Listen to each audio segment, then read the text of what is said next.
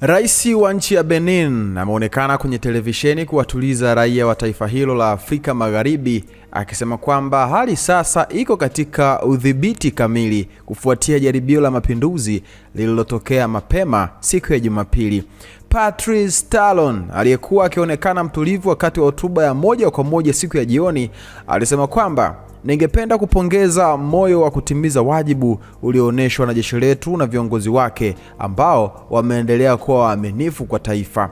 Uaminifu huu na mwamko wa vikosi vyetu umetuwezesha kuwakabili hawa wanaotafuta na wanaotafuta fursa na kuyaepusha madhara kwa nchi yetu. Usaliti huu hautaachwa bila adhabu, alisema Rais Patrice Talon.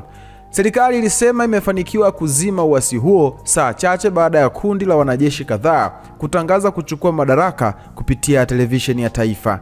Mchana kutwa, milipuko mikubwa ilisikika katika jiji la Cotonou, mji mkuu wa kiutawala wa Benin.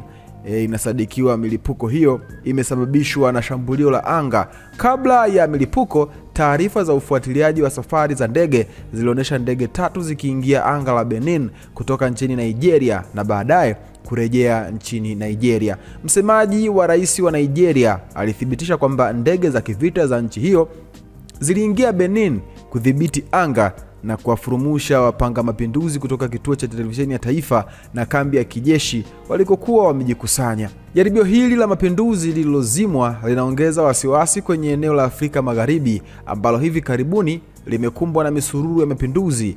Benin, koloni la zamani la Ufaransa, kwa muda mrefu limechukuliwa kuwa moja ya demokrasia thabiti barani Afrika. Hata hivyo, Talon amekuwa akikabiliwa na tuhuma za kukandamiza wakosoaji wa sera zake. Nchi hiyo ni mzalishaji mkubwa wa pamba barani Afrika, lakini bado ni miongoni mwa mataifa maskini zaidi duniani.